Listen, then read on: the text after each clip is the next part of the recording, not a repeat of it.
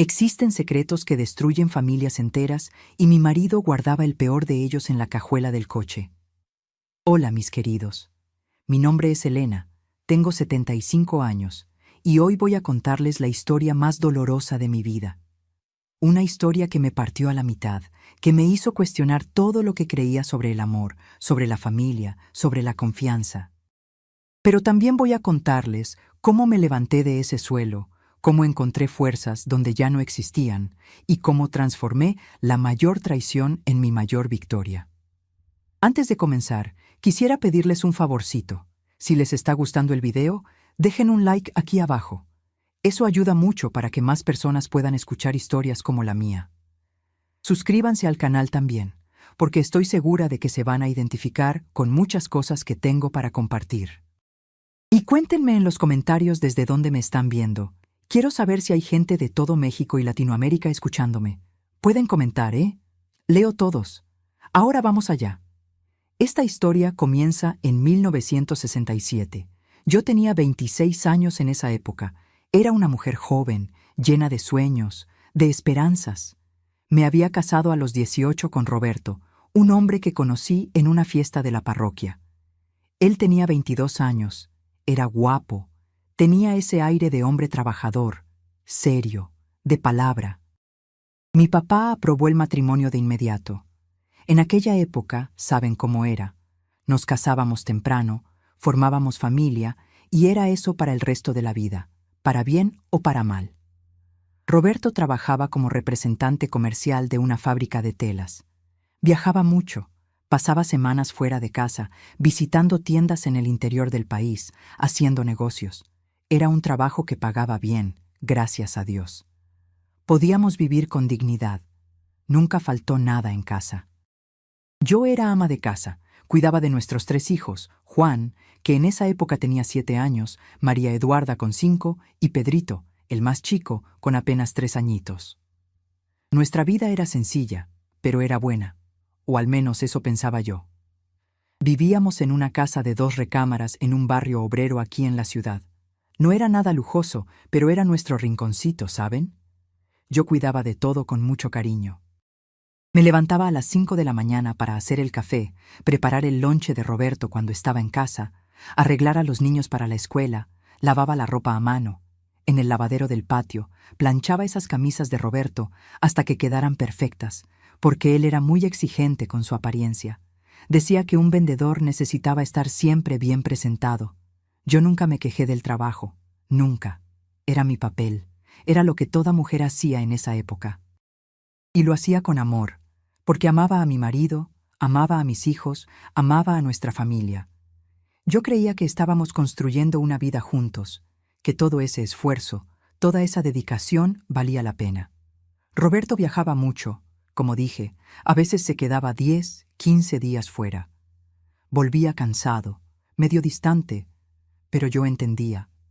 Imaginaba que debía ser difícil estar tanto tiempo en la carretera, durmiendo en pensiones baratas, comiendo en restaurantes sencillos, lejos de casa, lejos de la familia. Yo siempre lo recibía con comida caliente, con la casa arreglada, con cariño. Intentaba hacer que se sintiera bien, que esos días en casa fueran especiales antes de que partiera nuevamente. Pero con el tiempo, empecé a notar algunas cosas extrañas, cambios pequeños, sutiles, que al principio incluso traté de ignorar. ¿Saben cuando sienten que algo no está bien, pero no pueden poner el dedo exactamente dónde? Era así, una sensación fea en el pecho, una inquietud que no me dejaba en paz. Roberto estaba cada vez más distante. Cuando llegaba de los viajes, casi no hablaba conmigo. Se quedaba callado, encerrado en su propio mundo. Antes me contaba sobre las ciudades que visitaba, sobre los clientes graciosos, sobre las dificultades del trabajo. Platicábamos en la mesa de la cena mientras los niños jugaban, pero eso fue terminando.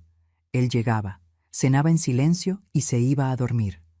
Cuando yo intentaba platicar, respondía con monosílabos, con impaciencia. Y había otra cosa.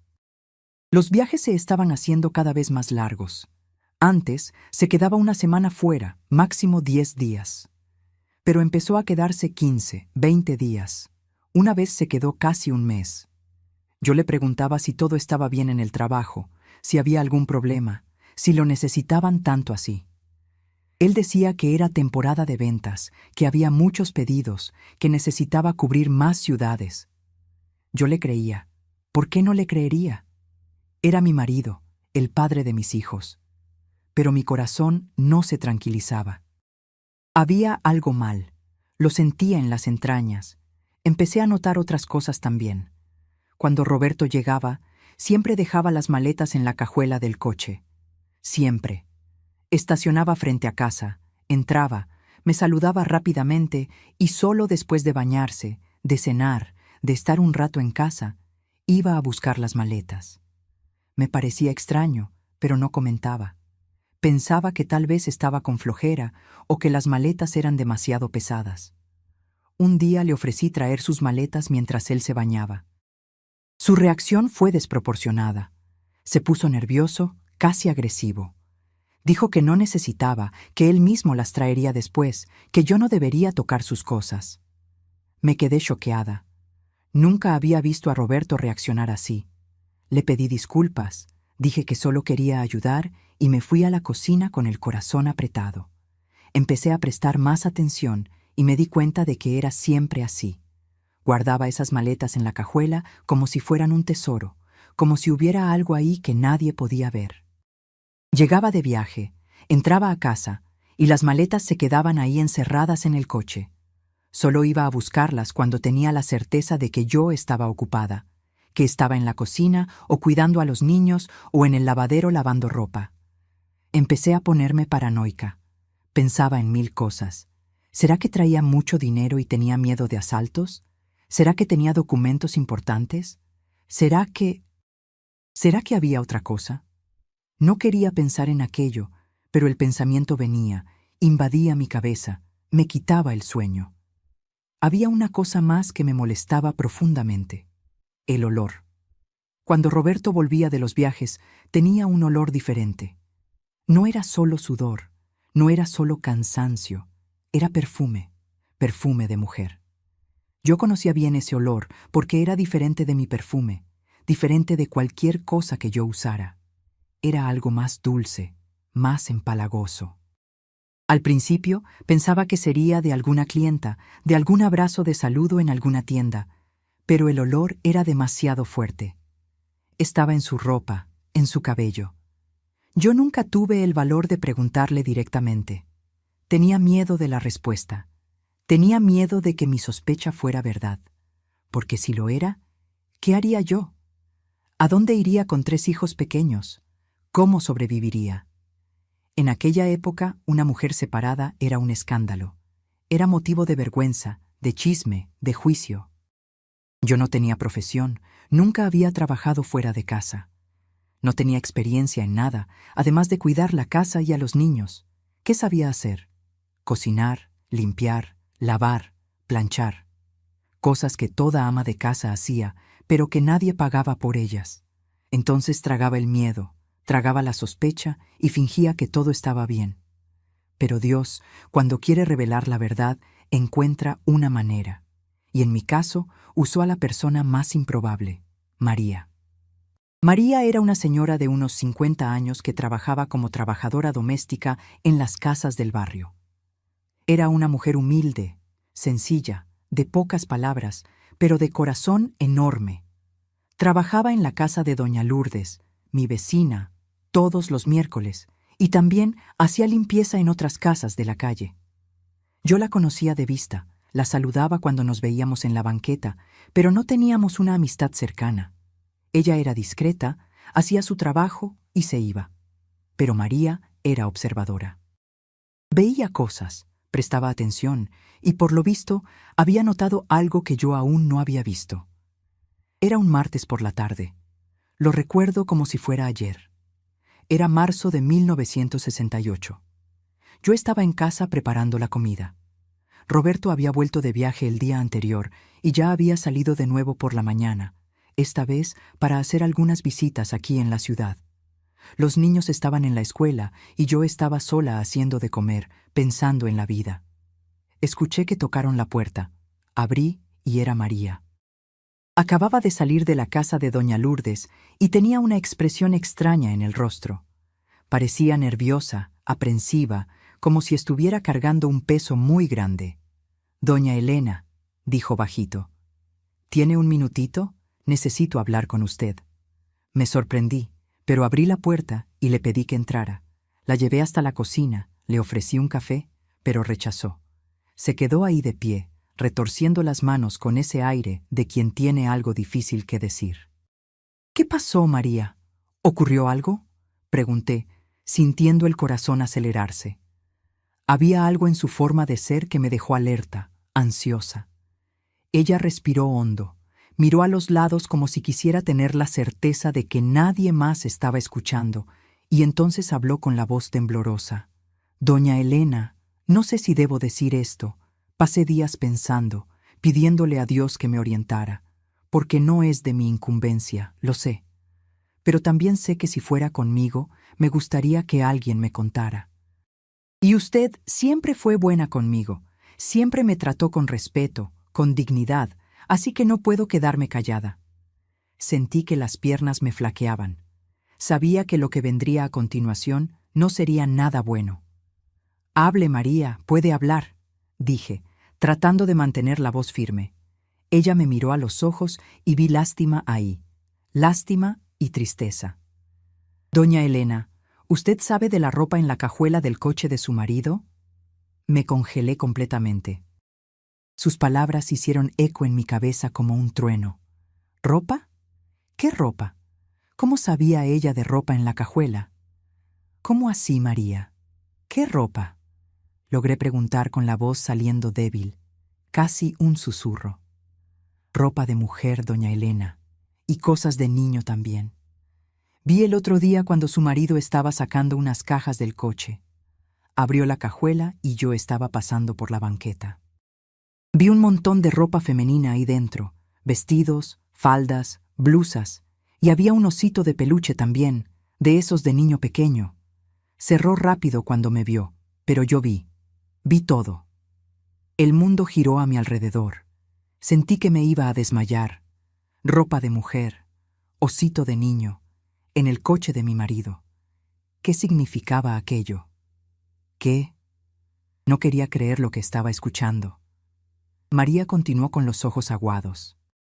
Pensé que podía ser algún encargo, algo del trabajo de él, pero luego vi de nuevo la semana pasada. Llegó de viaje, estacionó frente a la casa y antes de entrar abrió la cajuela para agarrar algo. Yo estaba en la casa de doña Lourdes en la ventana y vi. Había ropa ahí de nuevo, mucha ropa y una bolsa también, una bolsa de mujer de piel roja. «Doña Elena, perdone que diga esto, pero aquello no es normal. Un hombre casado no anda con ropa de mujer y cosas de niño en la cajuela del coche sin tener una razón muy equivocada». No podía hablar, no podía respirar bien. Mi cabeza estaba explotando con 1000 pensamientos al mismo tiempo. Otra mujer. Tenía otra mujer. Y un niño. Tenía otro hijo. No, no podía ser. Tenía que haber otra explicación. Tenía que haberla.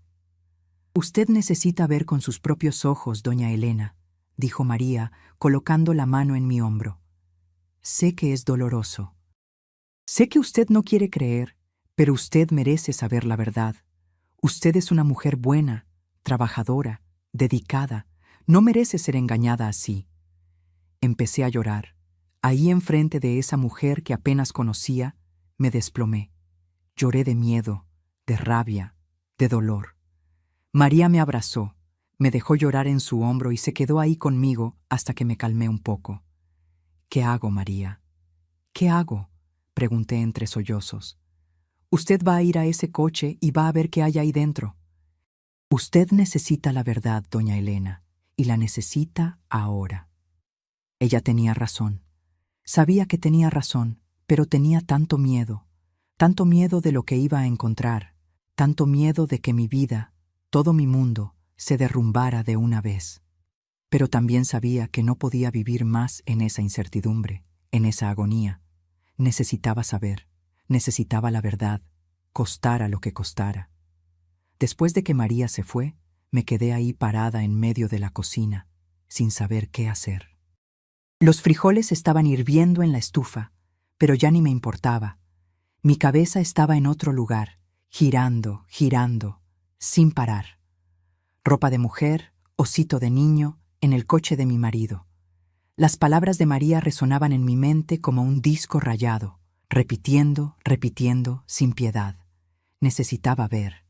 ¿Pero cómo? Roberto se había llevado el coche. Él solo volvería al final de la tarde, después de las visitas que tenía que hacer en la ciudad. Tendría que esperar y fingir que todo estaba normal. Fingir que no sabía nada. Fingir que mi mundo no se estaba derrumbando. Apagué la estufa. Ya no podía cocinar más. No podía hacer nada más. Me senté en la silla de la cocina y me quedé ahí mirando la nada, tratando de procesar todo aquello. Mi mente volaba a lugares que no quería ir. Imaginaba a Roberto con otra mujer. Lo imaginaba abrazando a otra persona, besando otra boca, diciendo palabras de amor para alguien que no era yo. Imaginaba a un niño llamándolo papá, otro niño, otro hijo. No, estaba pensando tonterías. Tenía que haber otra explicación. Tal vez eran regalos. Tal vez estaba comprando cosas para alguien de su familia, para alguna sobrina, para alguna prima. Tal vez era mercancía del trabajo, muestras de tela que necesitaba mostrar a los clientes. Sí, tenía que ser eso, tenía que serlo. Pero en el fondo, bien en el fondo, yo sabía. Sabía que no era nada de eso. Sabía que María tenía razón. Porque todas esas cosas extrañas que había notado en los últimos meses, todos esos cambios en el comportamiento de Roberto, todo tenía sentido ahora. El nerviosismo con la cajuela, los viajes cada vez más largos, el distanciamiento, el perfume de mujer en su ropa, todo encajaba en un rompecabezas horrible que no quería armar, pero que ya estaba casi completo frente a mí. Las horas pasaron lento, muy lento. Fui por los niños a la escuela, les di de comer, puse a Pedrito a dormir la siesta, todo en automático, como un robot. María Eduarda me preguntó si estaba bien, porque estaba demasiado callada. Le dije que tenía dolor de cabeza, que pronto se pasaría. Me abrazó con esos bracitos pequeños y dijo que me amaba. Lloré escondida en el baño. Roberto llegó alrededor de las 6 de la tarde. Escuché el ruido del coche estacionándose frente a casa y mi corazón se disparó. Era ahora. Tendría que hacer algo, ¿pero qué? ¿Confrontarlo directamente? ¿Pedirle que me mostrara la cajuela? Iba a parecer extraño, iba a desconfiar, iba a inventar alguna excusa. Entonces tuve una idea. Iba a esperar a que se durmiera y entonces iba a salir e iba a abrir esa cajuela. Tenía una copia de la llave del coche guardada en un cajón de la cocina para emergencias. Nunca había necesitado usarla, pero ahora sería mi salvación o mi perdición. Roberto entró a casa con esa cara cansada de siempre. Me saludó con un beso rápido en la frente. Preguntó cómo había estado el día, pero sin esperar una respuesta de verdad. Fue directo a bañarse. Los niños corrieron a abrazarlo, felices de tener al papá en casa. Él les sonrió, pero la sonrisa no llegaba a los ojos, ya nunca llegaba más. Cenamos en silencio. Había hecho arroz, frijoles y un bistec encebollado, su comida favorita, pero yo no podía comer nada. El estómago estaba revuelto, embolsado de nerviosismo y miedo. Roberto comió en silencio mirando el plato. Yo lo miraba y pensaba, ¿quién eres tú? ¿Quién es este hombre sentado frente a mí? ¿Realmente te conozco? Después de la cena, ayudó a Juan con la tarea, cosa que no hacía desde hacía meses. Me sorprendí. ¿Será que estaba tratando de compensar algo? ¿Será que se estaba sintiendo culpable? Observaba cada movimiento suyo, cada palabra, cada gesto, buscando señales, buscando respuestas. Los niños se durmieron temprano, gracias a Dios. Necesitaba que se durmieran, porque lo que iba a hacer no podía tener testigos. No podía haber nadie viendo a la mamá desesperada revisando el coche del papá en medio de la noche. Roberto se fue a la recámara alrededor de las 10. Dijo que estaba exhausto, que había sido un día pesado. Le dije que me iba a quedar un rato más en la sala, arreglando unas cosas. Ni siquiera cuestionó, se acostó y en 15 minutos ya estaba roncando. El hombre dormía como una piedra, siempre durmió así. Ni una bomba lo despertaba. Esperé media hora más, solo para estar segura. Me quedé sentada en el sillón de la sala, en la oscuridad, escuchando el reloj de pared hacer tic-tac, tic-tac. Cada segundo era una eternidad. Mi corazón latía tan fuerte que pensaba que iba a salir por la boca. Mis manos sudaban frío. Estaba temblando entera. Finalmente me levanté. Fui hasta la cocina. Abrí el cajón donde guardaba la llave de repuesto del coche. Estaba ahí en medio de otros objetos, esperándome. Agarré la llave, la puse en el bolsillo del vestido y fui hasta la puerta del frente. Abrí despacio, con cuidado de no hacer ruido. La calle estaba desierta, silenciosa. Solo se escuchaban los grillos cantando y un perro ladrando a lo lejos. El coche estaba estacionado justo frente al portón. Un Ford Galaxy azul, año 66. El orgullo de Roberto. Cuidaba ese coche como si fuera un hijo. Lo lavaba todos los fines de semana, lo enceraba, revisaba el aceite, las llantas. Amaba ese coche más de lo que me amaba a mí, pensaba yo a veces. Caminé hasta el coche con las piernas temblorosas. Puse la llave en la cerradura de la cajuela y giré. El clic del seguro abriéndose sonó demasiado fuerte en la noche silenciosa. Miré hacia la casa con miedo de que Roberto se hubiera despertado, pero todo seguía quieto, oscuro. Levanté la tapa de la cajuela despacio. Había un poste de luz ahí cerca que iluminaba débilmente el interior, y entonces vi. María tenía razón. Había ropa ahí, mucha ropa. Del lado izquierdo, apiladas con cuidado, había piezas femeninas. Un vestido de bolitas azul y blanco, del tipo que estaba de moda en esa época. Una falda negra de tablones, 2 blusas de manga corta, una amarilla y una rosa. Un cardigan de lana blanca, medias pantalón todavía en el empaque y un par de zapatos de tacón bajo color café, talla 5. Yo calzaba 7. Del lado derecho había cosas de niño. Un mameluco azul de bebé con patitos bordados, 2 camisetitas pequeñas blancas, un pañal de tela doblado y ahí en la esquina ese osito de peluche café que María había mencionado, con una corbatita roja en el cuello y ojitos de vidrio que brillaban en la luz débil. Agarré el osito con las manos temblorosas. Era nuevo, limpiecito, oliendo a tienda. Una etiqueta todavía estaba pegada en su orejita. Sentí que el estómago se me revolvía. Aquello era un regalo. Un regalo para un niño. ¿Para el hijo de quién? De Roberto. Volví a poner el osito con cuidado, como si fuera a romperse. Mis manos siguieron buscando. Había una bolsa de papel ahí en el fondo debajo de la ropa. La jalé y la abrí. Adentro había más cosas. Un frasco de perfume francés de esos caros, con el nombre Chanel No. 5 escrito en la etiqueta dorada. Yo nunca había tenido un perfume así en la vida. Un labial rojo vivo, marca Helena Rubinstein.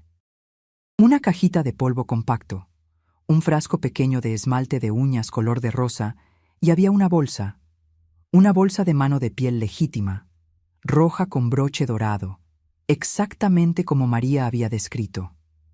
Agarré la bolsa, era pesada. Tenía cosas adentro. Abrí el broche con los dedos, temblando tanto que casi no podía. Dentro de la bolsa había una cartera femenina de piel café. Abrí la cartera y ahí estaba. La primera foto era de una mujer joven, bonita, de cabello negro y liso hasta los hombros, sonriendo a la cámara. Usaba un vestido floreado y estaba sentada en una banca de plaza. Detrás de ella se veían árboles y un parquecito infantil. La foto había sido tomada recientemente. Podía verlo por la calidad, por el papel fotográfico nuevecito. Pero no era solo eso. Había otra foto. En esta, la misma mujer estaba cargando a un bebé pequeño, de meses. El bebé usaba ese mismo mameluco azul con patitos que estaba en la cajuela. La mujer sonreía, mirando a la cámara, con el bebé acurrucado en sus brazos. Y detrás de ellos, de pie, Con la mano en el hombro de la mujer estaba él, Roberto, mi marido, el padre de mis hijos, sonriendo, sonriendo de esa manera que ya no sonreía en casa, sonriendo como si fuera el hombre más feliz del mundo, sonriendo al lado de esa mujer y ese bebé. No podía respirar. Literalmente no podía jalar aire. Mi pecho estaba apretado, trabado, como si alguien estuviera sentado encima de él. Lágrimas comenzaron a caer de mis ojos sin que me diera cuenta. Caían calientes, mojando mi rostro, goteando en la foto que sostenía con las manos temblando. Volteé la foto. En el reverso estaba escrito a mano con letra cuidadosa y femenina: Nuestra familia, diciembre de 1967. Diciembre de 1967. 3 meses atrás, 3 meses. Mi cabeza no procesaba, no podía ser real, no podía ser verdad, pero estaba ahí en mi mano, la prueba incontestable. Esa mujer, ese bebé, Roberto, una familia. Seguí revisando la cartera con desesperación ahora, necesitando ver todo, necesitando saber todo. Había dinero ahí, varios billetes de pesos, había unos recibos de supermercado y había documentos. Agarré los documentos. Mi visión estaba borrosa de lágrimas, pero me forcé a leer. Era un recibo de luz a nombre de Roberto Silva Santos. La dirección era Calle de las Acacias, número 142, Colonia Esperanza, Tlalnepantla, Estado de México. Tlalnepantla, la ciudad vecina, a 40 kilómetros de aquí. Vivía en Tlalnepantla.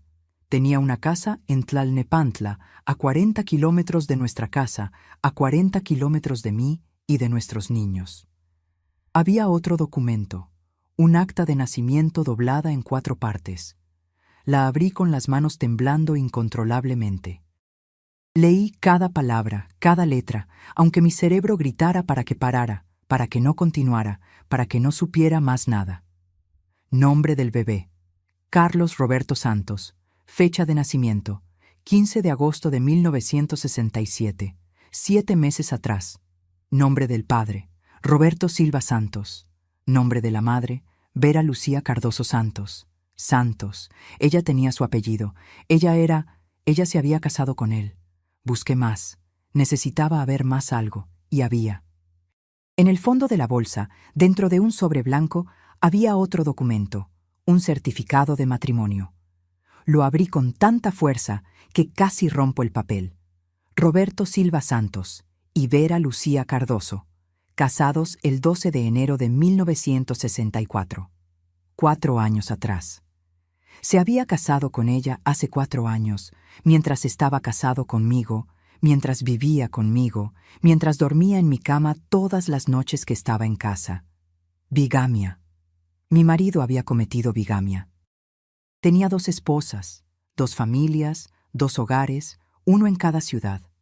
Y yo, idiota, ingenua, dedicada, nunca había desconfiado, nunca había imaginado. Pensaba que estaba trabajando, pensaba que estaba viajando por su trabajo, pensaba que estaba siendo un buen proveedor, un buen padre, un buen marido. Todo mentira, todo era mentira. Me apoyé en el coche porque mis piernas ya no me sostenían. Caí de rodillas ahí mismo en la calle, sosteniendo esos papeles, esas fotos, esa prueba maldita de la traición. Lloré. Lloré como nunca había llorado en la vida. Lloré de dolor, de rabia, de humillación.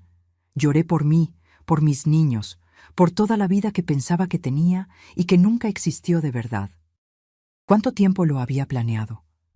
¿Cuánto tiempo había vivido esa mentira? ¿Cómo podía? ¿Cómo me miraba a los ojos, besaba mi rostro, dormía a mi lado, sabiendo lo que estaba haciendo? ¿Cómo tenía el valor? Y esa mujer, Vera Lucía, ¿será que sabía de mí? ¿Será que sabía que él tenía otra esposa, otros hijos? ¿O será que ella también estaba siendo engañada? ¿Será que Roberto le había dicho que era viudo, o soltero, o quién sabe qué? Y ese bebé, Carlos Roberto, medio hermano de mis hijos, un niño. inocente que ni sabía de la existencia de ellos, que ni sabía del desastre que su papá había hecho. No sé cuánto tiempo me quedé ahí arrodillada en la calle, sosteniendo esos documentos. Pudieron ser 5 minutos o 1 hora. Había perdido la noción del tiempo, del espacio, de todo. Solo existía ese dolor, ese vacío enorme en el pecho, ese sentimiento de haber sido destruida por dentro. Finalmente logré levantarme. Guardé todo de vuelta en la bolsa. Cerré la cajuela, la aseguré. Volví adentro de casa como una sonámbula. Fui hasta la recámara donde Roberto dormía profundamente, sin culpa ninguna, sin peso en la conciencia. Lo miré ahí, acostado boca arriba, roncando, tranquilo, en paz. Quise gritar, quise despertarlo a gritos, aventarle esos documentos en la cara, exigir explicaciones, exigir que me dijera por qué había hecho aquello conmigo, por qué había destruido todo. Pero no hice nada de eso, porque en ese momento no tenía fuerzas, estaba vacía, hueca, rota. Fui a la sala, me senté en el sillón y me quedé ahí en la oscuridad, sola, en silencio, sosteniendo esa bolsa roja en el regazo, como si fuera una bomba a punto de explotar. Y lo era. Era una bomba que ya había explotado y destruido todo a mi alrededor. Ahora solo era juntar los pedazos, si es que era posible juntarlos. Pensé en despertar a los niños y huir de ahí, tomar a mis hijos e irme, desaparecer, nunca más ver a ese hombre frente a mí. Pero ¿a dónde iría? No tenía dinero. No tenía familia cercana que pudiera albergarnos con 3 niños. Mis padres habían muerto años atrás. Estaba sola en el mundo, además de mis hijos y de ese marido mentiroso. Pensé en matarme.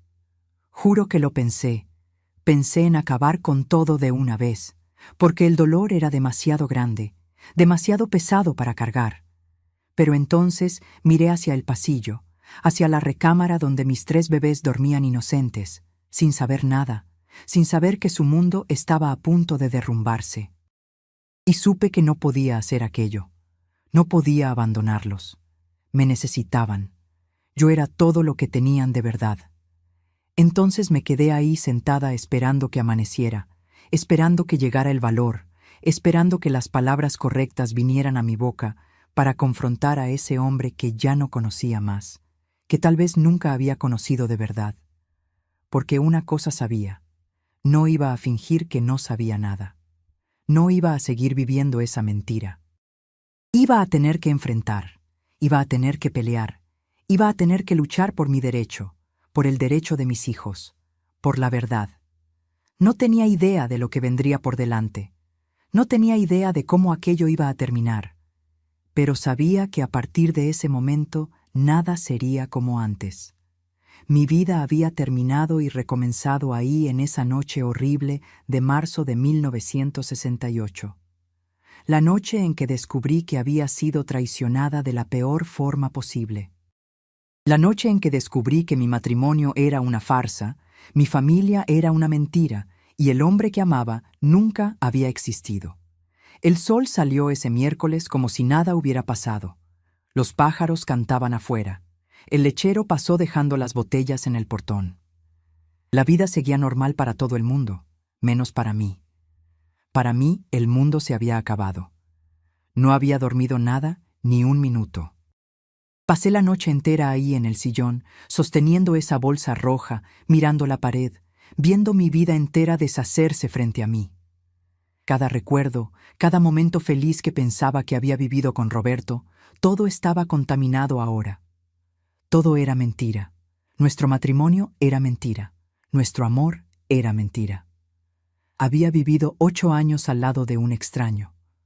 Cuando empezó a aclarar, me levanté. Me lavé la cara en el fregadero de la cocina con agua fría, tratando de ocultar los ojos hinchados de tanto llorar. Me miré en el espejito pequeño que había colgado ahí y no reconocía a la mujer que me miraba de vuelta. Había envejecido 10 años en una noche. Mi rostro estaba pálido, mis ojos rojos y hundidos, mis labios agrietados. Parecía un fantasma. Empecé a hacer café. Necesitaba mantener las apariencias, al menos hasta que los niños despertaran. No podía dejar que se dieran cuenta de que algo estaba mal. Ellos no merecían aquello. No merecían ver a la mamá destruida, al papá desenmascarado, a la familia despedazada. Al menos no todavía. Puse el agua a hervir, agarré el colador de tela, medí el café en polvo. Todo mecánico, automático. Mis manos hacían los movimientos, pero mi cabeza estaba lejos, muy lejos. Pensaba en qué iba a decirle a Roberto. Pensaba en cómo iba a empezar esa conversación. Pensaba en cómo iba a enfrentar al hombre que me había traicionado de la forma más cruel posible. Escuché pasos en el pasillo. Era él. Roberto despertando, viniendo a la cocina, esperando encontrar el café listo, la mesa puesta, la esposa sonriente de siempre. Pero hoy sería diferente, muy diferente. Entró a la cocina bostezando, con la camisa de la pijama medio abierta, el cabello revuelto de sueño. Me saludó con un gruñido. Fue directo a la mesa y se sentó, esperando que le sirviera el café como siempre hacía, como había hecho por 8 años. Pero yo no me moví. Me quedé ahí de espaldas a la estufa, mirándolo, solo mirándolo. Él se dio cuenta de que algo estaba mal. Levantó los ojos hacia mí con esa expresión de irritación que tenía cuando las cosas no eran como él quería. ¿Dónde está el café?, preguntó impaciente. Necesito hablar contigo, dije. Mi voz salió más firme de lo que esperaba, más fría también. Él suspiró, se pasó la mano por el rostro, miró el reloj en la pared. Ahorita no, Elena. Tengo que salir temprano hoy. Hablamos después. Ahorita, repetí, y esta vez había una dureza en mi voz que no sabía que era capaz de tener. Va a ser ahorita. Me miró con más atención, frunciendo el ceño, dándose cuenta de que había algo muy mal pasando. ¿Qué pasó? ¿Qué ocurrió?, preguntó, pero sin preocupación real. Era más irritación por tener su rutina interrumpida. Me volteé, agarré la bolsa roja que estaba encima de la barra de la cocina y la aventé encima de la mesa frente a él. La bolsa cayó con un golpe sordo y algunos objetos de adentro se sacudieron. Roberto miró la bolsa, luego me miró a mí y en su rostro, en ese momento exacto, vi todo. Vi el reconocimiento, vi el pánico, vi la culpa. Vi que sabía que había sido descubierto. El silencio en la cocina era pesado, sofocante. Yo esperaba que dijera algo, que inventara alguna excusa, que tratara de negar, pero no dijo nada. Solo se quedó mirando esa bolsa como si fuera una serpiente venenosa. Ábrela, dije con la voz temblorosa. Ábrela ahora y explícame qué es esto. Él no se movió.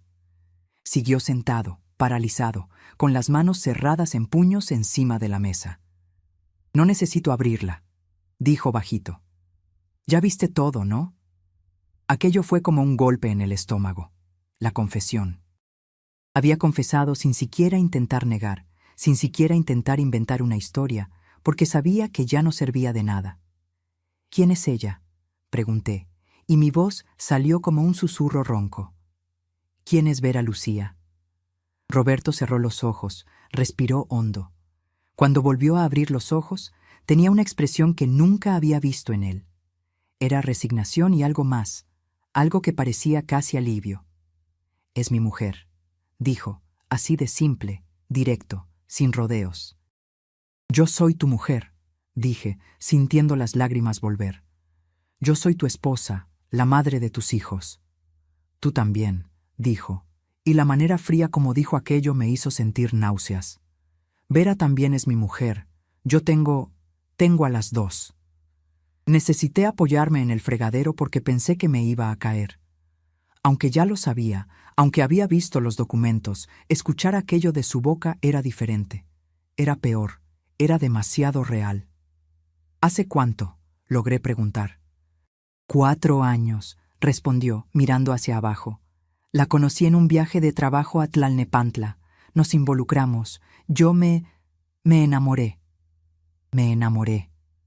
Había dicho que se enamoró de otra, mientras estaba casado conmigo, mientras yo cuidaba de su casa, de sus hijos, de su vida. ¿Y el bebé? Pregunté ahogándome en las palabras. Carlos tiene 7 meses. Es mi hijo. Mi hijo. Como si fuera la cosa más natural del mundo. Como si no fuera una traición, una mentira, un crimen. ¿Te casaste con ella? Dije. No era pregunta, era constatación. ¿Cometiste bigamia? ¿Tienes 2 familias? Lo sé, dijo, y por primera vez pareció un poco perturbado. Sé que está mal, sé que fue una locura, pero pasó. Y ahora es así. ¿Cómo pudiste? Exploté, finalmente dejando salir la rabia. ¿Cómo puedes vivir así? ¿Mintiendo a todo el mundo, durmiendo con las 2, teniendo hijo con las 2? ¿Cómo te ves en el espejo y no sientes asco de ti mismo? Tú no entiendes, dijo, levantando la voz también por primera vez. Tú no entiendes nada. Yo necesitaba más, necesitaba algo diferente. Tú eres una buena mujer, Helena, una buena madre. Pero tú no eres suficiente. No soy suficiente. Esas palabras cortaron mi corazón como un cuchillo. No soy suficiente. Después de todo lo que había hecho, de todo lo que había sacrificado, de todos los años dedicados a él, yo no era suficiente. ¿Qué tiene ella que yo no tengo? Pregunté, odiando la desesperación en mi propia voz, pero necesitando saber. Ella es diferente, dijo, y había algo en sus ojos cuando hablaba de ella, algo que ya no tenía cuando me miraba a mí. Ella es vibrante, se ríe de mis bromas, me hace sentir joven. Con ella soy otra persona, una persona mejor. ¿Y conmigo qué eres? Grité. Conmigo eres un mentiroso, un traidor, un cobarde. Los niños. Dios mío, los niños iban a despertar con el ruido. Necesitaba controlarme, necesitaba bajar la voz. Pero era tan difícil, tan imposible contener todo ese dolor, toda esa rabia. ¿Y ahora qué? Pregunté más calmada, pero con la voz llena de veneno. ¿Qué vas a hacer ahora que te descubrí? ¿Vas a pedir perdón? ¿Vas a terminar con ella? ¿Vas a escoger a tu verdadera familia? Roberto se quedó en silencio por un largo momento, un silencio que duró una eternidad. Y entonces dijo la cosa que menos esperaba escuchar. Voy a escoger a ella. El piso se abrió debajo de mis pies. ¿Iba a escoger a ella? No, no. Aquello no podía estar pasando. ¿Qué? Susurré. Voy a quedarme con Vera, dijo. Y ahora miraba directo a mis ojos, sin desviar. Voy a vivir en Tlalnepantla, definitivamente con ella y con Carlos. Ya lo venía pensando desde hace tiempo. Que lo descubrieras ahora hasta facilita las cosas. Facilita las cosas, como si estuviera hablando de cambiar de empleo, de cambiar de coche, no de abandonar a la esposa y 3 hijos. No puedes hacer esto, dije, sintiendo el pánico tomar control. Roberto, no puedes abandonar a los niños, son tus hijos, te necesitan. Voy a mandar dinero, dijo, como si eso lo resolviera todo. No los voy a dejar en la miseria, pero ya no puedo vivir así, dividido entre 2 lugares, 2 casas, 2 vidas. Necesito escoger y escojo a ella. ¿Ella sabe de mí? Pregunté de repente, necesitando saber. ¿Sabe que estás casado, que tienes 3 hijos? Roberto desvió la mirada. Y tuve mi respuesta. No sabe, dije, casi riéndome de desesperación. Le mentiste a ella también. Le dijiste que eras soltero o viudo o alguna mentira de esas. Ella también está siendo engañada. Le voy a contar, dijo, pero sin convicción ninguna. Voy a explicarle todo. Ella va a entender. Ella no va a entender nada, grité de nuevo perdiendo el control. Nadie va a entender. Eres un criminal, Roberto. La bigamia es un delito. Puedes ir a la cárcel. Se levantó de la silla de repente, con violencia, haciendo que la silla raspara el piso con un ruido horrible. No vas a hacer nada, dijo, y ahora había amenaza en su voz. No vas a ir a la policía, no vas a hacer un escándalo, no vas a contarle a nadie, porque si lo haces, no mando ni un centavo. Van a pasar hambre tú y esos niños. Tú no tienes profesión, no tienes cómo mantenerte, me necesitas. Así que te vas a quedar calladita y vas a aceptar la situación como está. Miré a ese hombre y ya no reconocí nada de él. Ningún rasgo del muchacho que había conocido en la parroquia hace 10 años. Ningún vestigio del hombre que había amado, que había admirado, que había respetado. Ahí frente a mí estaba un extraño cruel, egoísta, sin corazón. Te odio, dije con cada fibra de mi ser. Te odio tanto que duele. Lo vas a superar, dijo, frío como el hielo. Todo el mundo supera, la vida continúa. Salió de la cocina y fue a la recámara. Escuché los sonidos de él cambiándose, poniéndose la ropa, arreglando las cosas. Los niños empezaron a despertar. Escuché la voz de Juan llamando de la recámara, preguntando si ya era hora de ir a la escuela. Necesitaba ir allá. Necesitaba cuidarlos. Necesitaba fingir que todo estaba normal, pero no podía moverme. Estaba clavada en el piso de esa cocina, mirando esa bolsa roja maldita encima de la mesa. Roberto volvió ya vestido, con una maleta pequeña en la mano. Una maleta que no lo había visto agarrar. La había dejado lista. Ya sabía que se iba a ir, ya había decidido todo. «Voy a venir por el resto de mis cosas otro día», dijo, parándose en la puerta de la cocina. «Cuando estés más calmada, y voy a mandar dinero a fin de mes. No mucho, porque ahora tengo 2 familias que mantener, pero lo suficiente para que no pasen necesidad». «Sal de aquí», dije con la voz baja, pero firme. «Sal de mi casa, sal de mi vista, no quiero volver a ver tu cara». Él asintió como si hubiera estado esperando exactamente esa reacción. Dio media vuelta y fue hacia la puerta del frente. Lo seguí. Necesitaba tener la certeza de que se iba de verdad, que aquello no era una pesadilla. Abrió la puerta, agarró otra maleta que estaba escondida ahí cerca y salió. Ni volteó hacia atrás, ni se despidió de los niños. Simplemente se subió al coche y se fue. Vi el Ford Galaxy azul desaparecer en la esquina, llevándose con él toda mi vida, toda mi seguridad, todo mi futuro. Los niños vinieron corriendo a la sala, ya vestidos con la ropa de la escuela, buscando el desayuno. Juan preguntó dónde estaba el papá. Le dije que había salido temprano a trabajar. Mentí. Mentí como él me había mentido todos esos años. Pero yo mentí para proteger a mis hijos. Él mintió para protegerse a sí mismo. Les di el desayuno en automático, pan con mantequilla, leche con chocolate. Ellos comían hablando, contando sobre los sueños que tuvieron, sobre los juegos de la escuela, inocentes, completamente inocentes de todo lo que estaba pasando, de todo lo que acababa de derrumbarse. Los llevé a la escuela, volví a casa y ahí, sola, finalmente, me desplomé. Caí en el piso de la sala y lloré. Lloré hasta que no tuve más lágrimas. Lloré hasta que me dolió la garganta. Lloré hasta que ya no podía respirar bien. Lloré por la mujer que era y que había dejado de existir. Lloré por la familia que pensaba que tenía y que nunca fue real. Lloré por el futuro que había imaginado y que me había sido arrancado. Los días siguientes fueron los peores de mi vida. Roberto no volvió, no llamó, no mandó noticias. Era como si se hubiera evaporado, como si nunca hubiera existido. Tuve que explicarles a los niños que el papá se había ido a un viaje muy largo, que iba a tardar en volver. Preguntaban todos los días cuándo iba a aparecer. Yo no sabía qué responder. El dinero que tenía en casa se acabó en una semana.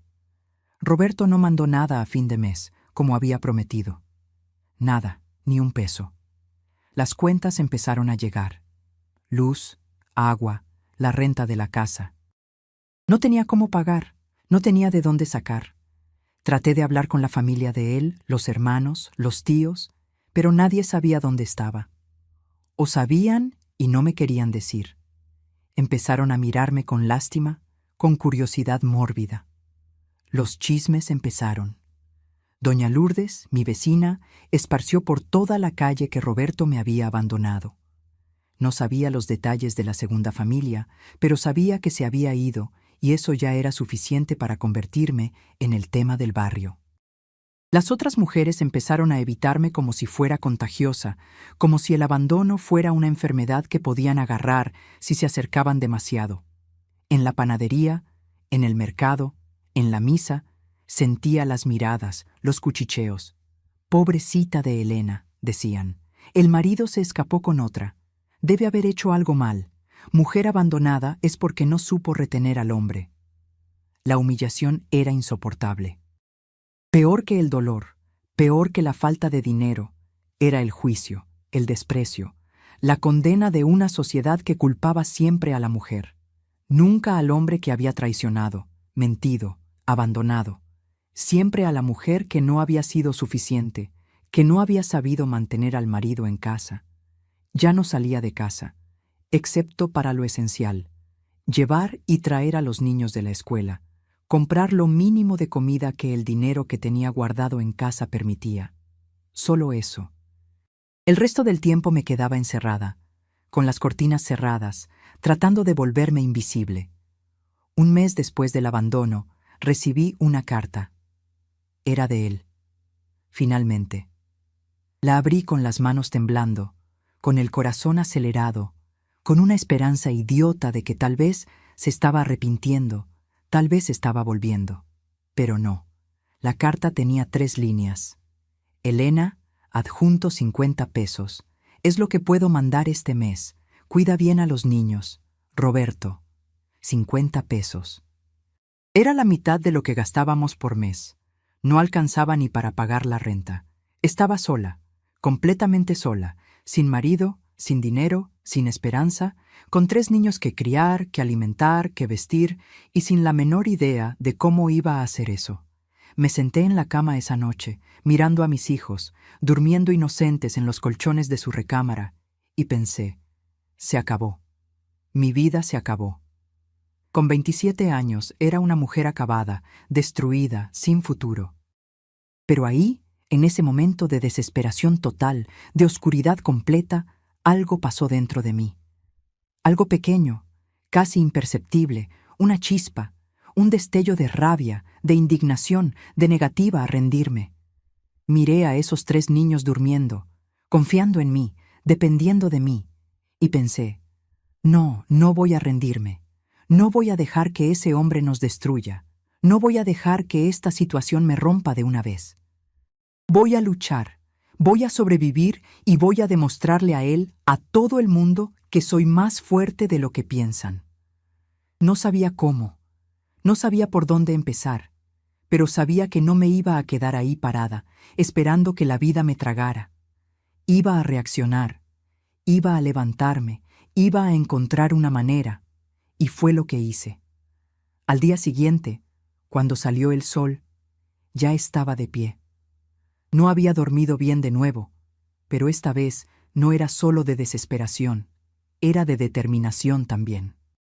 Había tomado una decisión durante la madrugada, mientras miraba el techo de la recámara y escuchaba la respiración de mis hijos. No me iba a quedar esperando que Roberto mandara migajas todos los meses. No iba a quedarme dependiendo de un hombre que me había traicionado, me había abandonado, me había humillado. Iba a encontrar una manera de ganar mi propio dinero. Me iba a arreglar sola. ¿Pero cómo? Esa era la pregunta que martillaba en mi cabeza. No tenía profesión, nunca había trabajado fuera de casa. Me había casado a los 18 años y había ido directo de la casa de mi papá a la casa de mi marido. No tenía experiencia en nada, además de cuidar la casa y a los niños. ¿Qué sabía hacer? Cocinar, limpiar, lavar, planchar. Cosas que toda ama de casa hacía, pero que nadie pagaba por ellas. Me quedé pensando en eso mientras preparaba el desayuno para los niños. Le daba vueltas en la cabeza a alguna habilidad que pudiera tener, algo que me pudiera generar algo de dinero. Y entonces me acordé. Costura. Yo sabía coser. Mi mamá me había enseñado cuando era niña. Ella era costurera, hacía ropa por encargo para las mujeres del barrio donde vivíamos. Yo pasaba horas a su lado observando, aprendiendo, ayudando. Ella decía que toda mujer necesitaba saber coser, que era una habilidad útil para la vida. Y yo había aprendido bien. Cosía la ropa de los niños, hacía los remiendos, ajustaba las piezas cuando era necesario. No era ninguna experta, pero me las arreglaba. Y tenía la máquina, la vieja máquina de coser Singer de mi mamá que me había dado cuando me casé. Estaba guardada en una esquina de la recámara, cubierta con una tela medio olvidada. Hacía años que no la usaba para nada serio, solo para pequeñas reparaciones. Pero funcionaba. Era antigua, pesada, de esas de pedal, pero funcionaba bien. ¿Será que podría? ¿Será que la gente me contrataría para coser? ¿Será que podría ganar dinero suficiente para mantener a 3 niños? Solo había una forma de averiguarlo: intentando. Después de dejar a los niños en la escuela, volví a casa corriendo. Fui directo a la recámara. Quité la tela de la máquina Singer, la limpié toda, le puse aceite en los lugares correctos, la probé. El pedal estaba un poco duro, pero nada que no se pudiera usar. Agarré unos retazos de tela que tenía guardados, hice unas costuras de prueba. Mis manos estaban temblando al principio, oxidadas, pero poco a poco fui agarrando el ritmo de nuevo. La aguja subía y bajaba, la tela se deslizaba y sentía algo que no sentía desde hacía mucho tiempo: esperanza. Pasé el resto de la mañana organizando. Separé las telas que tenía en casa, conté los carretes de hilo, revisé las agujas, las tijeras, los botones. No tenía mucho, pero era un comienzo. Necesitaba clientes ahora. Necesitaba que la gente supiera que estaba ofreciendo servicios de costura. Pensé en hacer unos papelitos para distribuir en el barrio, pero no tenía dinero ni para comprar papel. Entonces lo hice a la manera antigua, de boca en boca. Salí de casa esa tarde, por primera vez en semanas, y fui a tocar la puerta de las vecinas. Fue difícil, muy difícil, porque sabía que se habían enterado del escándalo. Sabían que Roberto me había abandonado, y sentía la vergüenza quemando en mi rostro cada vez que tocaba un timbre. Pero me tragué el orgullo por el bien de mis hijos. Me lo tragué. La primera casa fue la de doña Lourdes, mi vecina. Abrió la puerta con ese aire de curiosidad mal disimulada, casi feliz de tener chisme nuevo. «Hola, doña Lourdes», dije, forzando una sonrisa. «Vine a avisar que estoy haciendo costuras aquí en casa ahora. Si usted necesita algún ajuste de ropa, alguna reparación, puede buscarme. Hago dobladillos, pongo botones, ajusto mangas, esas cosas. El precio es bueno». Me miró de arriba a abajo, con ese airecito de quien estaba evaluando, juzgando. Después sonrió, pero la sonrisa no llegó a los ojos. «Ah, sí, qué bueno, hija. Cuando necesite, te busco». Pero yo sabía que no me iba a buscar. Lo sabía por su manera, por el tono de voz. Pero estaba bien.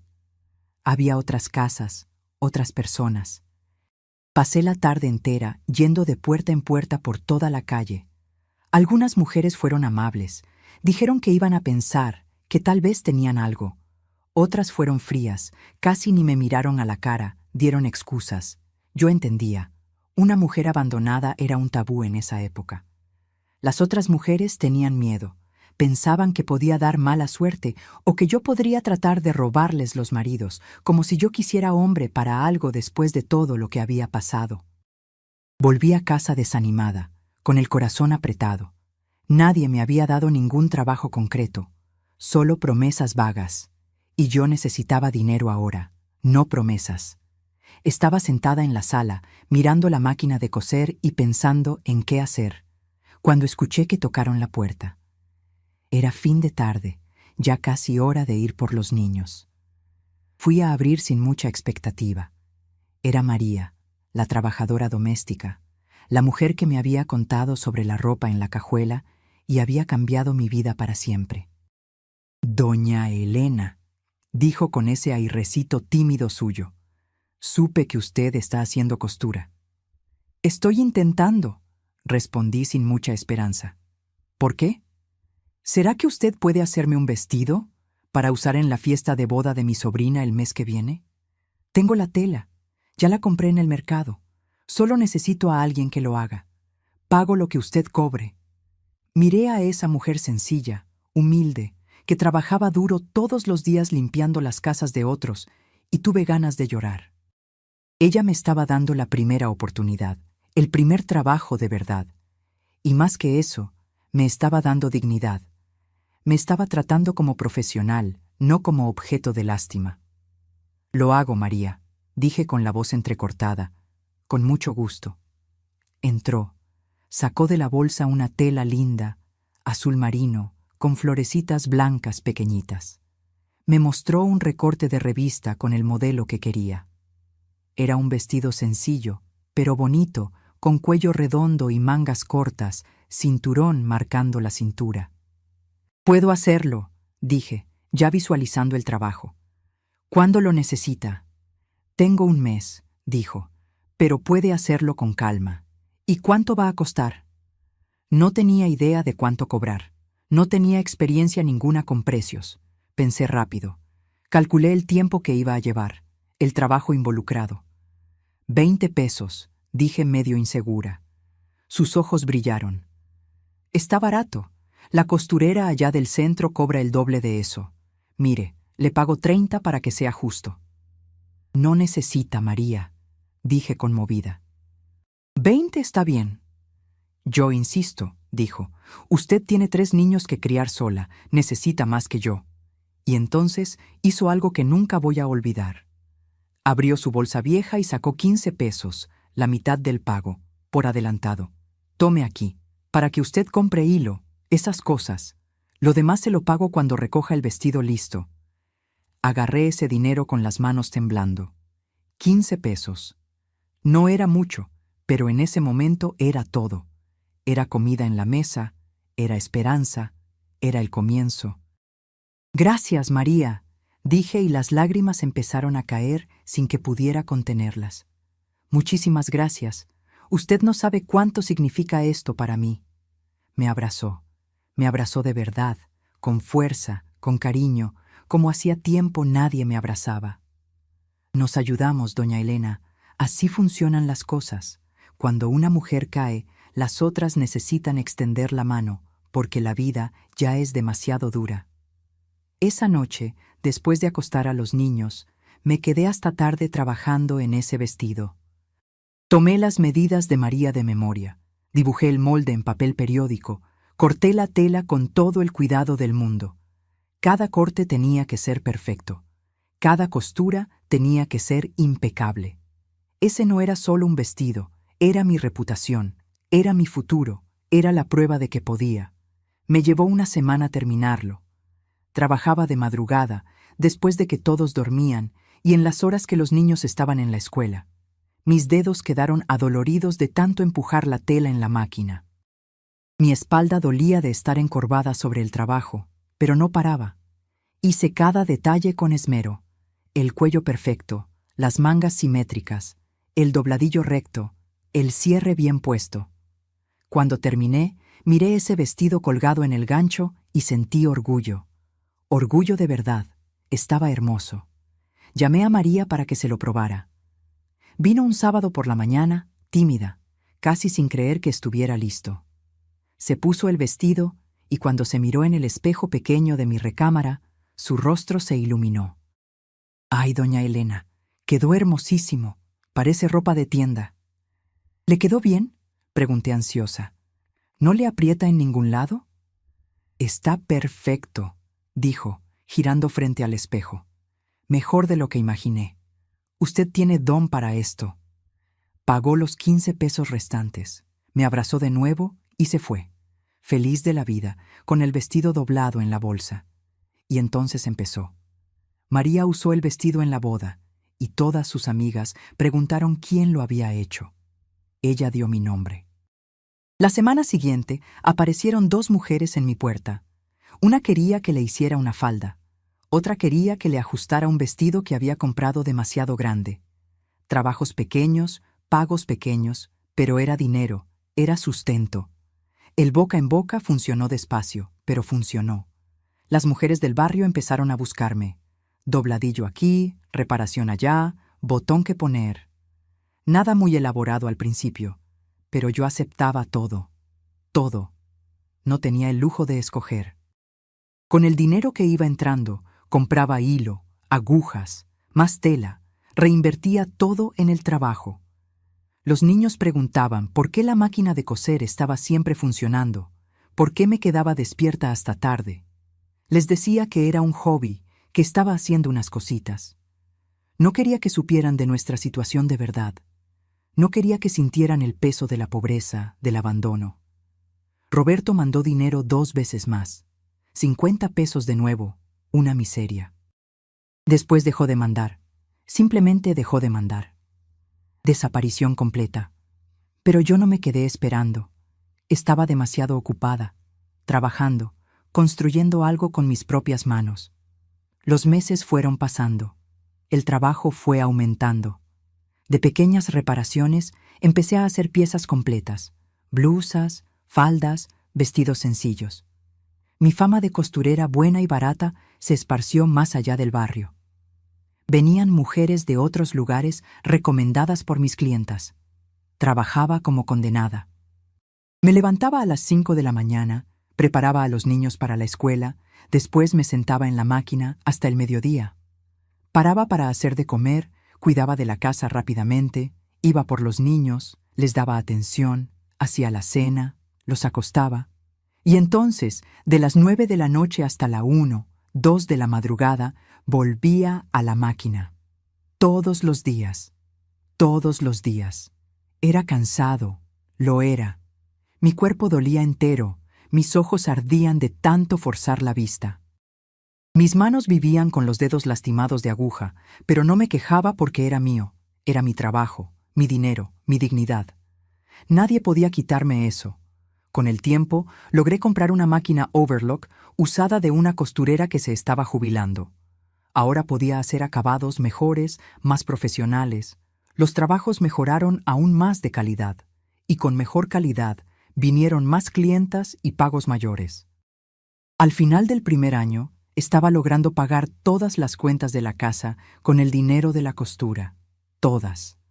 Renta, luz, agua, comida, material escolar de los niños, todo de mi trabajo, sin depender de un centavo de Roberto.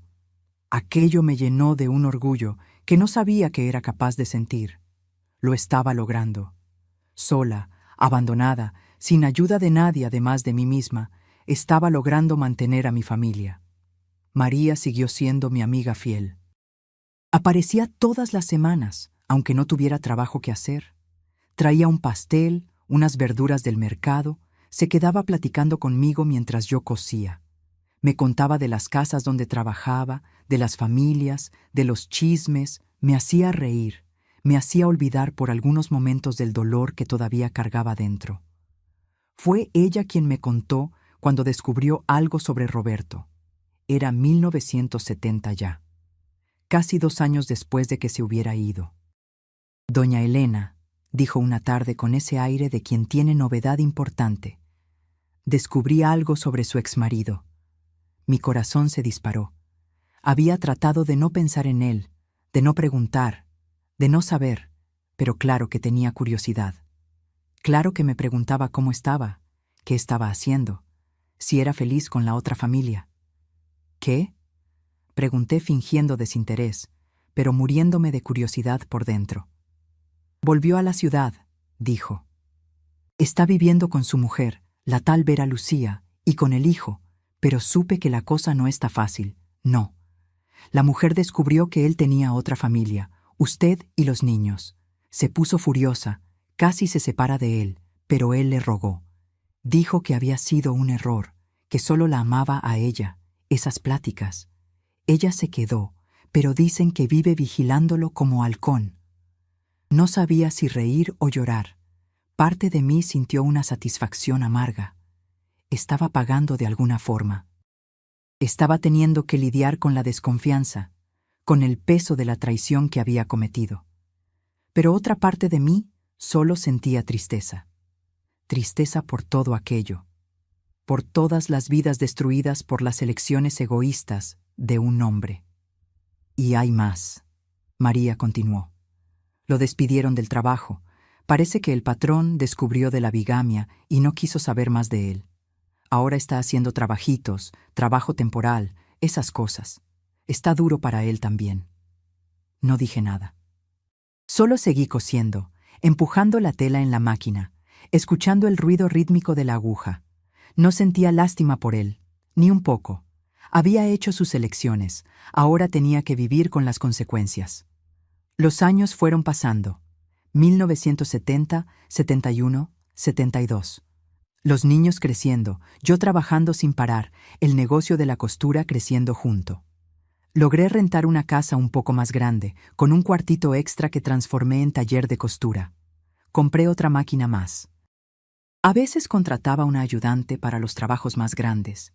Mis hijos crecieron viendo a la mamá luchar, viendo que era posible levantarse después de caer, que era posible sobrevivir, prosperar incluso, sin depender de ningún hombre. Juan se volvió un muchacho responsable. Ayudaba en casa, cuidaba de los hermanos menores. María Eduarda se interesó por la costura también. Se quedaba a mi lado observando, aprendiendo. Pedrito era el más sensible. Me abrazaba cuando notaba que estaba cansada. Decía que cuando creciera iba a trabajar y cuidar de mí. Preguntaban poco sobre el papá. Al principio preguntaban mucho, lloraban, extrañaban. Pero con el tiempo fueron aceptando que no iba a volver, que había hecho una elección. Yo nunca hablé mal de él con ellos, nunca los puse en contra del papá, por más que lo mereciera. Dejé que sacaran sus propias conclusiones conforme crecían y entendían las cosas. Y entonces, una tarde de 1973, 5 años después de que se hubiera ido, Roberto apareció en mi puerta. Estaba cosiendo un vestido de novia, mi trabajo más importante hasta entonces, cuando escuché que tocaron. Fui a abrir sin imaginar quién sería. Abrí la puerta y casi me caigo para atrás. Era él, más viejo, más flaco, con el rostro marcado, la apariencia cansada, pero era él. Roberto. Elena, dijo con la voz baja, necesito hablar contigo. Mi primer instinto fue cerrarle la puerta en la cara, pero algo me hizo parar. Curiosidad, tal vez, o ganas de escuchar qué tenía que decir después de 5 años de silencio. ¿Qué quieres?, pregunté fría. ¿Puedo entrar? No, habla ahí mismo. Miró a los lados avergonzado, pero empezó a hablar. Yo me equivoqué, Elena. Me equivoqué mucho. Lo hice todo mal, y ahora está todo mal. Vera me abandonó, se llevó al niño y se fue a la casa de su familia en Veracruz. Yo estoy sin trabajo fijo, sin lugar donde vivir bien. Estoy necesitando ayuda. Miré a ese hombre que había sido mi marido, que me había traicionado, me había abandonado, me había dejado en la miseria con 3 niños, y no sentí nada. Ni rabia, ni lástima. Nada. ¿Y vienes aquí a pedirme ayuda a mí?, pregunté casi riéndome de incredulidad. Sé que no tengo derecho, dijo, y había lágrimas en sus ojos ahora. Sé que fui un monstruo contigo, pero ya no tengo a nadie. Mi familia no quiere saber nada de mí. Vera me odia. Estoy solo en el mundo. Bienvenido al club, dije, sin una gota de compasión. Yo me quedé sola en el mundo también cuando me abandonaste, ¿recuerdas? Con 3 niños pequeños, sin dinero, sin profesión. Pero yo no vine a pedirte ayuda. Me arreglé sola, trabajé, luché, construí una vida. Lo sé, susurró. Y te admiro por eso. Siempre te admiré. Eres fuerte, Elena. Siempre fuiste más fuerte que yo. Vete de aquí, Roberto, dije cansada. Ve a buscar la solución de tus problemas a otro lado. Aquí no la vas a encontrar. Solo quería al menos ver a los niños. Son mis hijos. ¿Ahora son?, pregunté con veneno en la voz. 5 años después, ¿ahora te acuerdas de que tienes hijos? No, Roberto, perdiste ese derecho. Los abandonaste. No mandaste dinero, no preguntaste si estaban vivos o muertos. No apareciste ni una vez. Ahora no vengas aquí a querer ser papá. Es demasiado tarde. Cerré la puerta en su cara, la aseguré, apoyé la espalda en la puerta y respiré hondo. Mi corazón estaba acelerado, pero no de dolor, de alivio. alivio de finalmente haber tenido la oportunidad de decir todo aquello que necesitaba decir, de haberlo mirado y no haber sentido más nada. Tocó algunas veces más, pidió otra oportunidad, rogó, pero no abrí. Me quedé ahí callada hasta que se fue. Ese día me di cuenta de que había superado de verdad, que ese hombre ya no tenía poder ninguno sobre mí, que me había convertido en alguien mucho más grande, mucho más fuerte de lo que él jamás sería. Miré por la ventana hacia mi cuartito de costura, hacia las máquinas funcionando, hacia los vestidos colgados esperando ser entregados, y sonreí. Había vencido. Contra todas las probabilidades, contra todos los obstáculos, había vencido. Después de ese día en que cerré la puerta en la cara de Roberto, algo cambió dentro de mí. Fue como si un peso que ni sabía que todavía cargaba hubiera sido quitado de mi espalda. Había pasado 5 años reconstruyéndome, trabajando sin parar, criando a mis hijos sola, pero todavía había una parte de mí que guardaba ese dolor, ese resentimiento. Verlo ahí quebrado, pidiendo ayuda, y poder decir que no, aquello me liberó de una vez. En los días siguientes trabajé con una energía nueva. Era como si hubiera descubierto que era capaz de cosas que ni imaginaba. Si había logrado sobrevivir al abandono, a la humillación, a la pobreza y todavía construir un negocio de cero, ¿qué más no podría hacer? Fue en esa época, a mediados de 1973, que tomé una decisión audaz. Decidí expandir. Ya no quería ser solo la costurera del barrio que hacía ajustes y vestidos sencillos. Quería más, merecía más. Hablé con María sobre eso una tarde. Ella se había vuelto mi confidente, mi amiga verdadera, la única persona que había estado de mi lado desde el principio, desde ese día fatídico en que vino a contarme sobre la ropa en la cajuela. María, dije mientras cosía una falda, estoy pensando en hacer ropa para vender en tienda, no solo por encargo. Quiero hacer piezas listas, bonitas, y ponerlas en alguna tienda del centro para vender. Ella puso los ojos como platos. ¿Pero eso no es peligroso, doña Elena? ¿Y si no se venden? Va a perder dinero de la tela, del trabajo. Puede ser, admití, pero también puede salir bien. Y si sale, voy a poder ganar más, trabajar mejor, tener más seguridad. Ya no da para vivir solo de trabajitos, María. Necesito pensar en grande. Y fue lo que hice. Compré telas con el dinero que había juntado. Me quedé 2 semanas trabajando día y noche, creando una colección pequeña, 10 piezas, 5 faldas, 3 vestidos, 2 blusas. Todo bien hecho, bien acabado, con detalles bonitos. Puse mi etiqueta en cada pieza, una etiquetita de tela blanca donde yo misma bordé mi nombre. Elena Costura.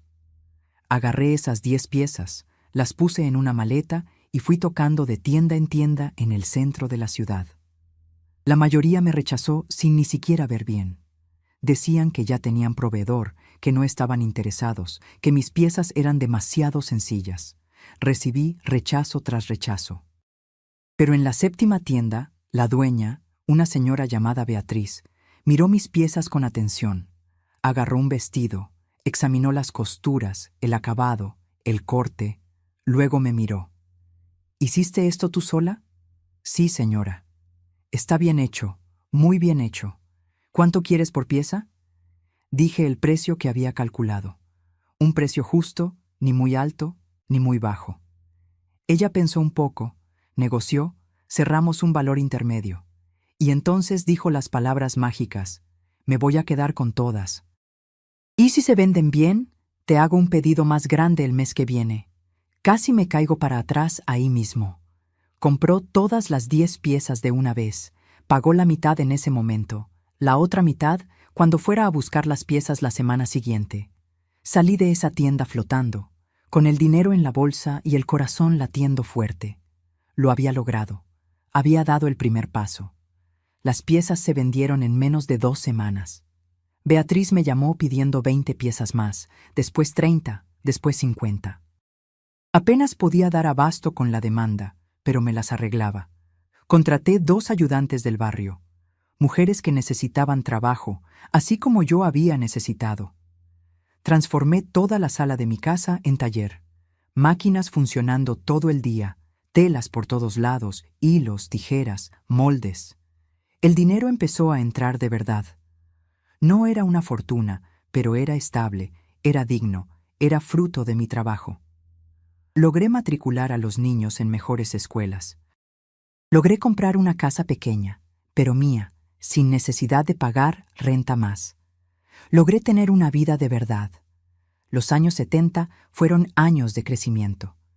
Mi negocio se fue haciendo conocido. Otras tiendas empezaron a buscarme. Surtía a 5, después 10 tiendas diferentes. Necesité rentar un espacio comercial pequeño para hacer mi taller, porque la casa ya no daba abasto. Contraté más costureras. Me volví pequeña empresaria sin ni siquiera darme cuenta. Los niños crecieron viendo todo esto, viendo a la mamá luchar, vencer, construir. Juan terminó la prepa en 1977 y consiguió un buen empleo en una oficina.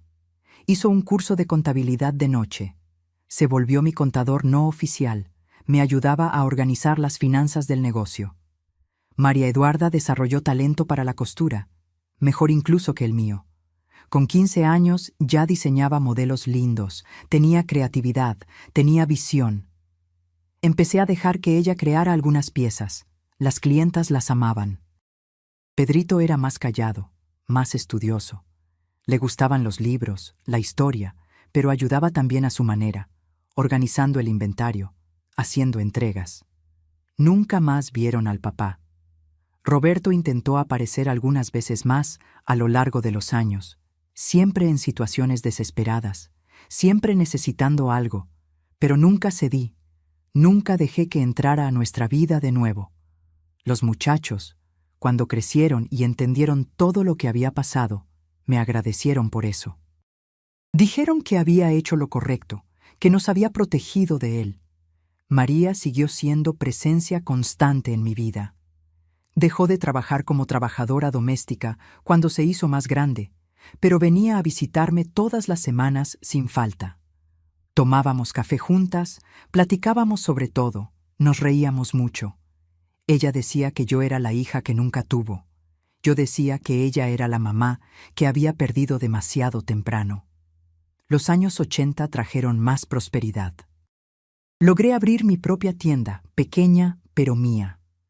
Taller Elena, le puse de nombre. Vendía ahí las piezas que producíamos en el taller.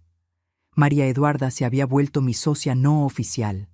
Su creatividad, los modelos modernos que diseñaba, atraían clientas jóvenes. Hacíamos ropa para todas las edades, todos los estilos. Juan se casó en el 83, me dio 2 nietos lindos. María Eduarda se casó en el 87, me dio 3 más. Pedrito tardó más, solo se casó en los años 90, pero me dio los nietos más traviesos, más graciosos. Mi casa vivía llena de niños, de ruido, de vida. Todo lo que había soñado cuando era joven y pensaba que iba a tener una familia feliz, lo logré, solo que de una manera diferente, de una manera que yo misma construí. En los años 90, pasé el negocio a María Eduarda. Ella tenía mejor cabeza que yo para las cosas modernas, para el mercadeo, para expandir. Yo seguí trabajando, pero más despacio, más tranquila. Hacía piezas especiales, vestidos de novia, ropa de fiesta, el trabajo más delicado, más artístico. Recibí noticia de que Roberto había muerto en 1998. Infarto. Murió solo en un cuartito rentado, sin familia cerca. Los hermanos de él me avisaron medio apenados, preguntando si quería ir al velorio. No fui. No por rabia, no por venganza, simplemente porque ese hombre ya no significaba nada para mí desde hacía mucho tiempo.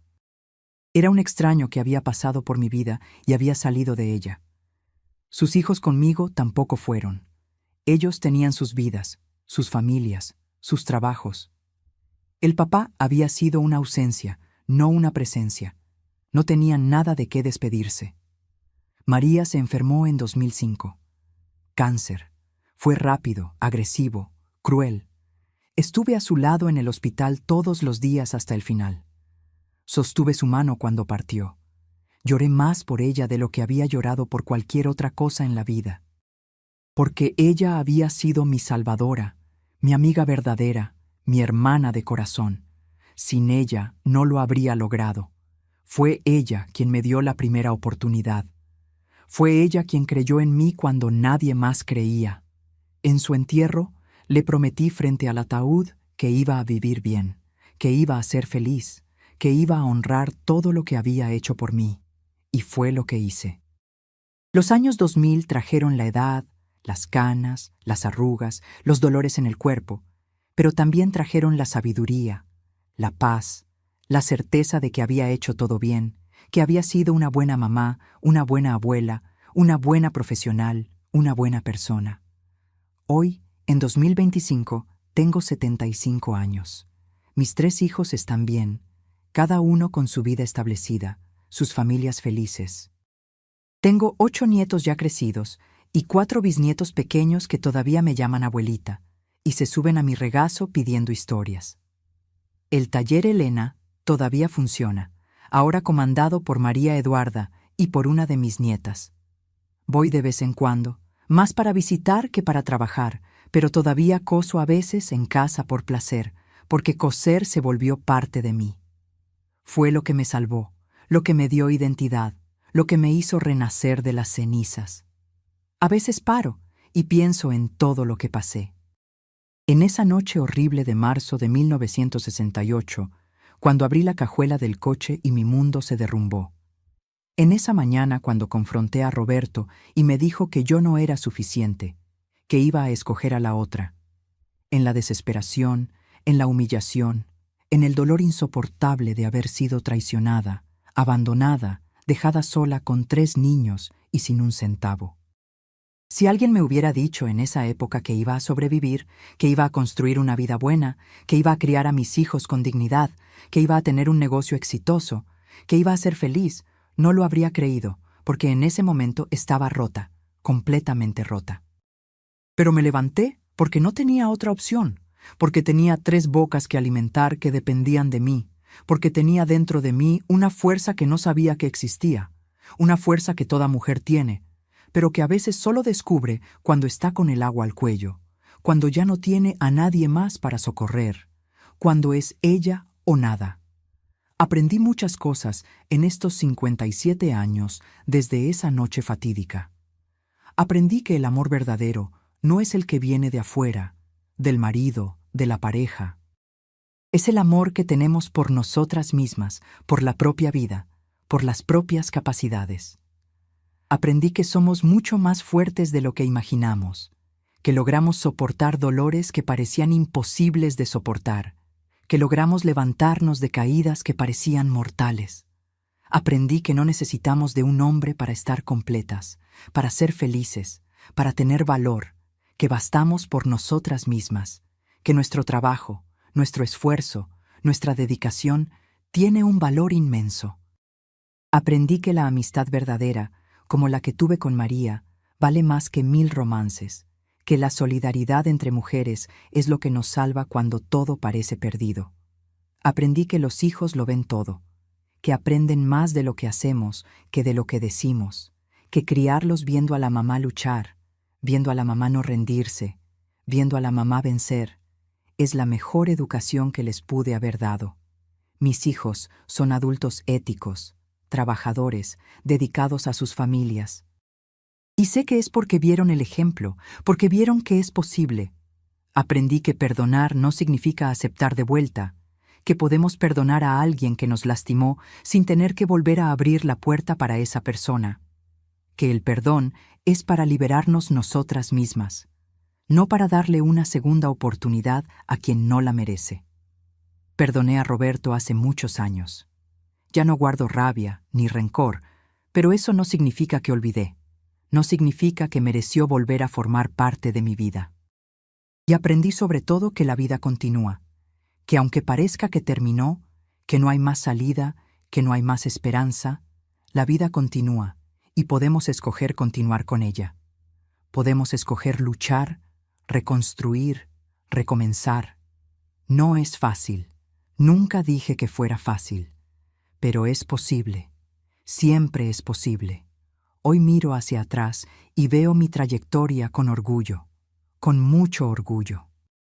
De esa muchacha de 26 años, destruida, humillada, sin piso, surgió una mujer fuerte, independiente, victoriosa, una mujer que construyó un negocio de cero, que crió a 3 hijos ejemplares sola, que se volvió ejemplo para otras mujeres del barrio que venían a buscarme cuando estaban en situaciones difíciles, pidiendo consejo, pidiendo fuerza.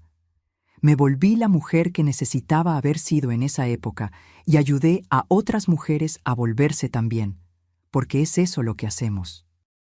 Caemos, nos levantamos y entonces extendemos la mano para la siguiente que está cayendo. Así es como la humanidad debería funcionar. Así es como el mundo se vuelve un poco mejor. Si me están escuchando ahora y están pasando por algo difícil, por alguna traición, por algún abandono, por algún dolor que parece no tener fin, quiero decirles algo. Lo van a lograr. Puede no parecer ahora, puede parecer imposible, pero lo van a lograr porque son más fuertes de lo que imaginan. Porque dentro de ustedes hay una guerrera esperando salir, porque la vida, aunque lastima, también cura. Solo necesita darle tiempo, darle trabajo, darle fe. No se rindan. Nunca se rindan, porque lo mejor de su vida todavía está por venir. Lo sé porque lo viví. Lo sé porque soy la prueba viviente de que es posible renacer de las cenizas, de que es posible transformar el mayor dolor en la mayor victoria, de que es posible ser feliz incluso después de tener el corazón partido en 1000 pedazos. Hoy me siento en el portal de mi casa, que compré con mi dinero, que conquisté con mi trabajo, y veo a mis bisnietos jugando en el jardín. Veo a mis hijos y nietos reunidos todos los domingos para almorzar conmigo. Veo el fruto de todo lo que construí. Y siento gratitud. Gratitud por haber sobrevivido. Gratitud por haber luchado. Gratitud por estar aquí viva, entera, feliz. La trabajadora doméstica me llamó a un lado ese día de 1968 y cambió mi vida para siempre. El descubrimiento fue horrible, doloroso, devastador, pero también fue liberador, porque me mostró quién realmente era. Me mostró de lo que era capaz, me mostró que no necesitaba de nadie además de mí misma para ser feliz, para vencer, para construir una vida linda. Y la construí sola, con mis propias manos, con mi propio sudor, con mis propias lágrimas transformadas en fuerza. Construí una vida que vale la pena, una vida de la cual me enorgullezco, una vida que es mía. Y si esta vieja de 75 años lo logró, ustedes también pueden. Crean en ustedes. Levanten la cabeza, sequen las lágrimas y vayan a la lucha, porque merecen ser felices, merecen tener una vida buena y tienen todo dentro de ustedes para lograrlo. Antes de terminar aquí, quiero pedirles algo. Si mi historia les tocó, si los inspiró de alguna forma, dejen un like aquí abajo. Eso ayuda mucho para que otras personas puedan ver, para que otras mujeres que están pasando por momentos difíciles puedan escuchar e inspirarse también. Suscríbanse al canal Diario de la Abuela, activen la campanita, porque todavía tengo muchas historias que contar, muchas lecciones que la vida me enseñó y que quiero compartir con ustedes. Y cuéntenme en los comentarios desde dónde me están viendo. Quiero saber que hay gente de todo México y Latinoamérica escuchándome.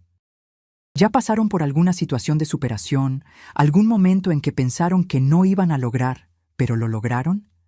Me encanta leer esas historias. Me encanta saber que no estoy sola en este camino de mujeres guerreras.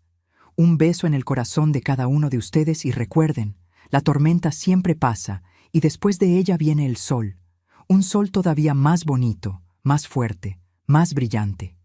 Crean en eso. Yo soy la prueba viviente. Hasta la próxima, mis queridos. Y que Dios bendiga a cada uno de ustedes en su camino. Con amor, Helena.